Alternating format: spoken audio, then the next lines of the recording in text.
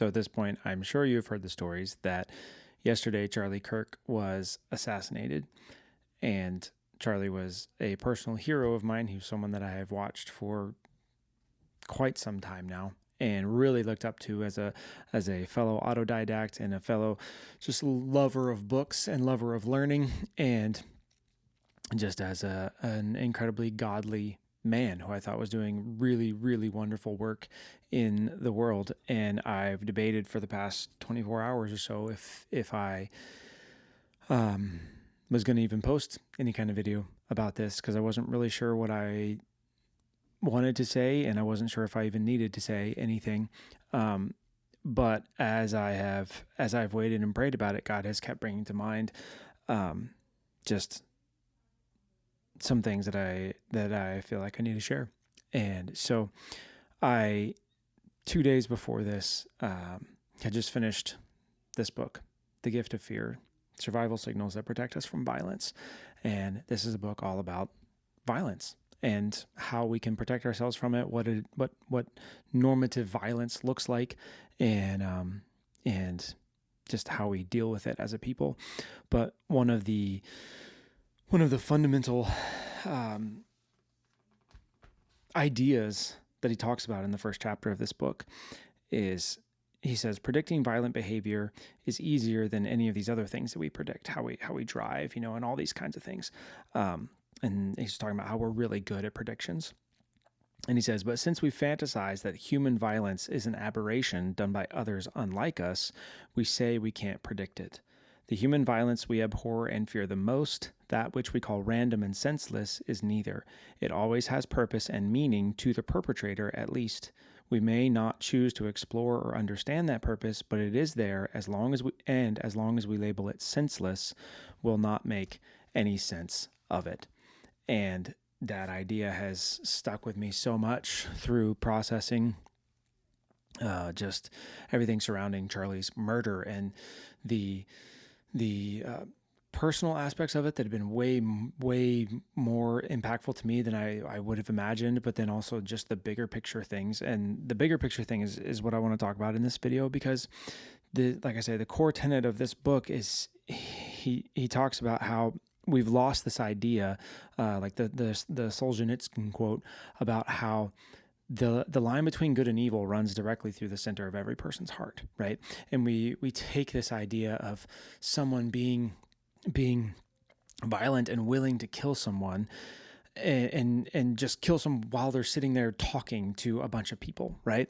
And kill them solely because they have an opinion and because they're expressing ideas. And we put that as an aberration on someone other than us and on something other than just a normal human nature thing.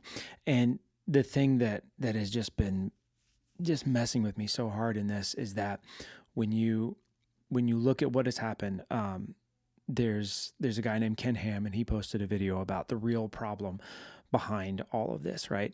And it's that our hearts are wicked. It's that our hearts need redemption, and it's that we have abandoned and left the idea of the biblical truths about creation and about the fall and about redemption. And we don't have a biblical worldview, and we have given away a biblical worldview and exchanged it for a materialist, secularist worldview, evolutionist worldview, right? And the thing about that is when you stop and you try to put yourselves in the shoes of someone who would do something like this, and you think about how if you had been raised your whole life, which we've done for generations now, in a worldview that says that man is God, right? And then you were raised in a worldview that simultaneously also says man is God, but also man is just an animal. There is no God really. So if there was a God, it would be man, but it's not really man, because man is really just an animal, and he's just the result of just this endless mutation and luck and survival of the fittest and all this stuff. So there's no special anything about man. And because even though there is no God, if there was a God, you would be God, then whatever you feel like and think is right is what's right, because there's no objective right or wrong, and there's no objective truth.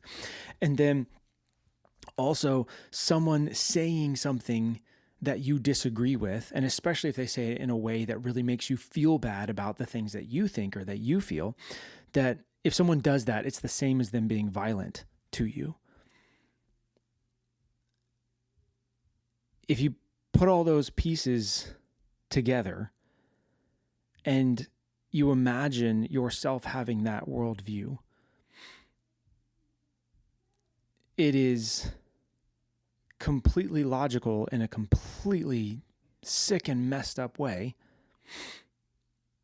that you would then go, well, I should just go kill Charlie Kirk.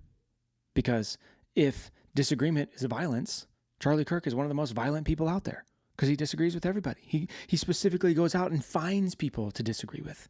He brings the people who disagree to the front of the line, right? And if it's true that man is God and we don't have to submit to God or anything, then Charlie Kirk is one of the most existential threats to all of existence because he's trying to say that God is God and man is not God. And he's trying to reshape the entirety of my whole entire world and worldview. And so he is an existential threat to me if these are the things that I believe.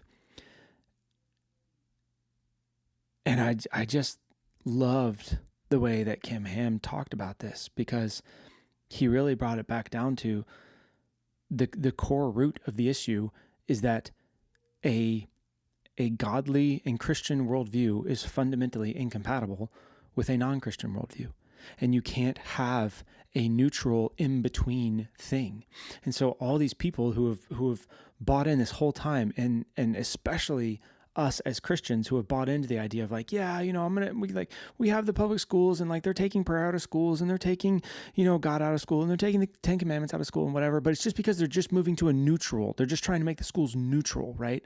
They're not anti-God. They're just not for God, right? And we've bought into this lie that there is some neutral ground and some neutral worldview thing that we can take. And there's just not. There's only two worldviews. Either man is God or God is God. Those are the only two things. And if your worldview and if the thing that you're not, or the thing that you're believing is not that God is God, then you have to end up believing that man is God. And if you believe that man is God and you have all these other beliefs that line up with that, then the logical outflow of that is things like this. It's someone going and murdering a young man and a young father and a young husband in the middle of him having a civilized conversation with people who he disagrees with because they fundamentally believe, and in their completely twisted and whacked out and an evil form of logic, they're right. If their worldview is correct, then they totally should have gone and killed him. But the thing is, in moments like this, what it exposes is that there's no way that your worldview can be right because everyone knows that this is wrong. I loved what Albert Mohler said. He goes, moral relativism died on 9/11, and moral relativism died on 9/10 when Charlie Kirk was shot. Because no person in their right mind looks at this and goes, well, that's totally fine. And we see the people who look at this, we see the people laughing and the people celebrating the death of this young man. And all of us instinctually know that that's not right. Like, you shouldn't be doing that. That's demonic. That's the very definition of evil, right? To be celebrating the death of this man who just wanted to have a conversation with people who he disagreed with. And it just... Oh. I feel the stirrings of the Spirit waking people up to the lie that we've believed for so long, that these things can coexist. That a godly worldview and a person with a godly worldview can coexist with an ungodly worldview. And this is not the same as Jesus talking about loving your enemies, right? This is not the same thing as doing good to those who persecute you and all these things that Jesus talks about in the New Testament.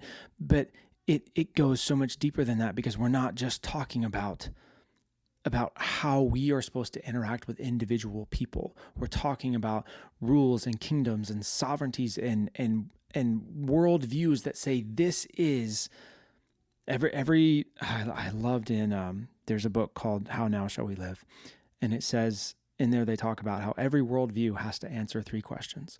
How do we get here? Creation. What went wrong? The fall. And how do we fix it? Redemption, right? And the Christian worldview has 3 answers to those 3 questions. And a materialist and the secularist worldview has 3 answers to those questions.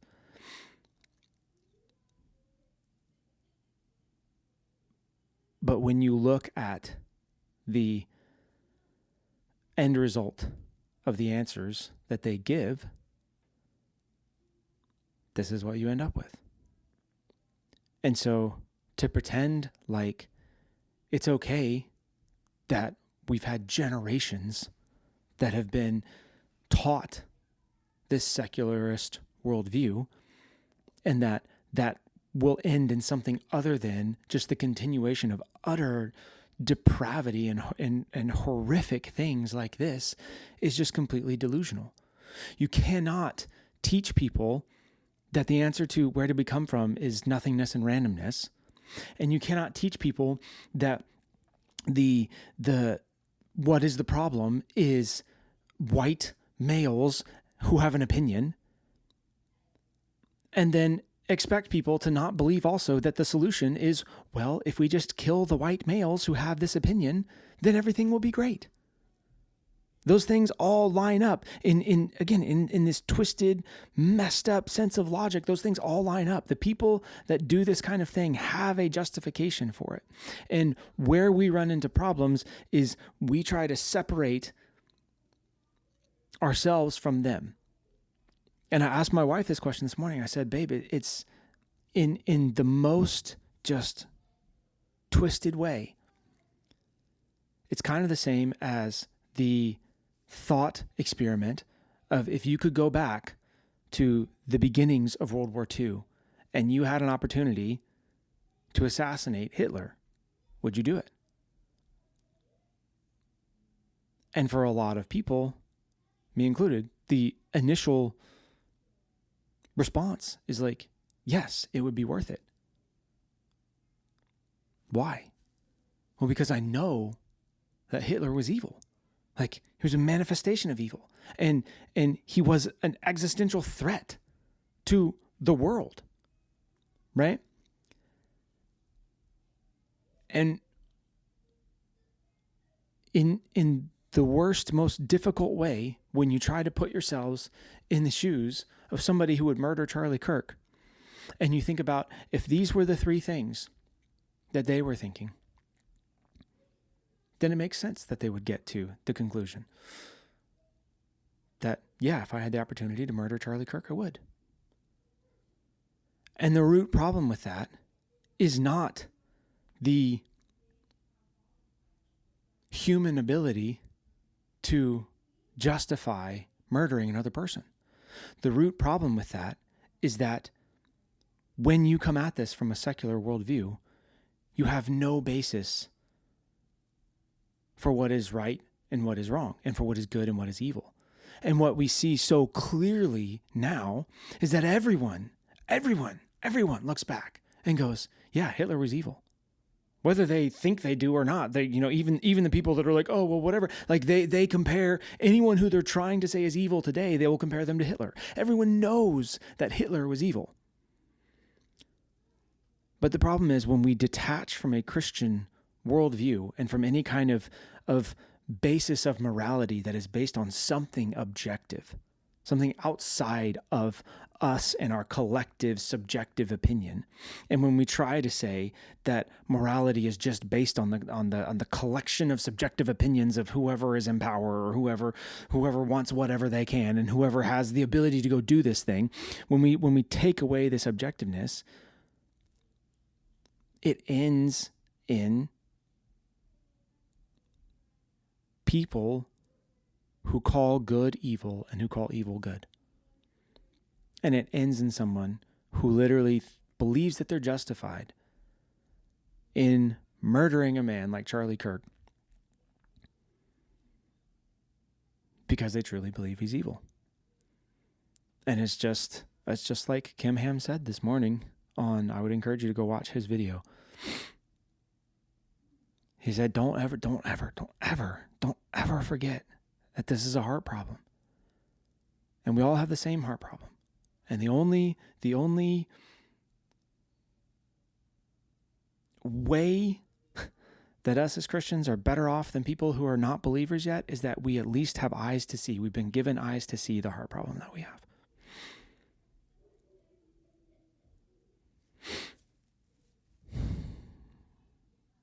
I have zero doubts now that Charlie has heard, "Well done, good and faithful servant,"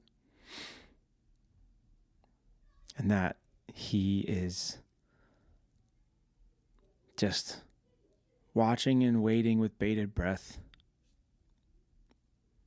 for the people who are left to do what he would have done, which is to keep preaching the gospel, to keep engaging with people who hate him and disagree with him, to keep stepping out in boldness and in faith and in love, and to keep living well and living every day as if it was going to be his last day. So many people right now are just blatantly aware that something is broken in our country, but it's not our country. It's the human hearts that make up the people in our country. And in some ways, we are responsible for it, especially us as Christians, because we have not called good good, and we have not called evil evil, and we've stood by while people have intentionally set aside the standards that offer us any hope of any kind of a decent life and replace them with materialism and with moral relativism and with a evolutionary worldview that leads only to this every time. This is the logical outflow of it. Humans are nothing more than animals. If there is a God, I'm him. Words are violence. If I don't like someone and I disagree with them, it's no big deal. Go kill them. That is the evil that comes from a worldview that fundamentally can only posit the belief that man is God. And it's the only other worldview available to you. The most fundamental question. If God is God, then man is not. If man is God, then God is not.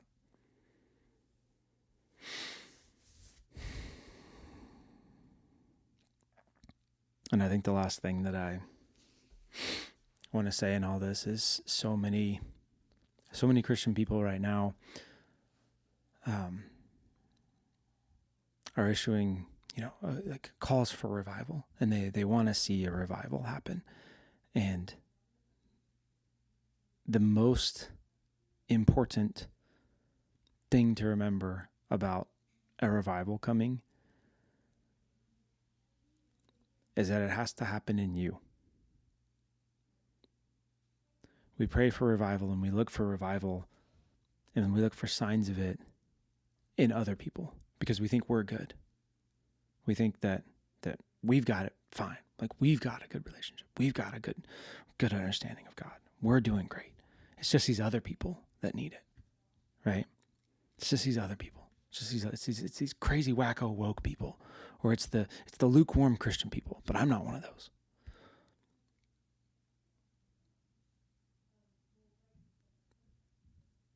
But when you pray for revival, don't focus on other people. Focus on yourself.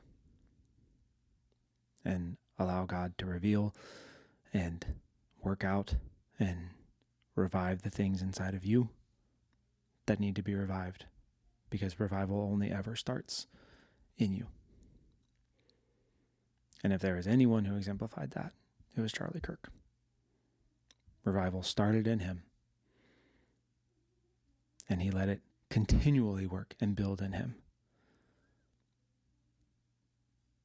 And the overflow of that spread out to countless untold people. And the world, and especially our country, is entirely different than it would have been if he had never existed. And if he had not humbled himself and submitted himself to the work that God was doing in his life. So,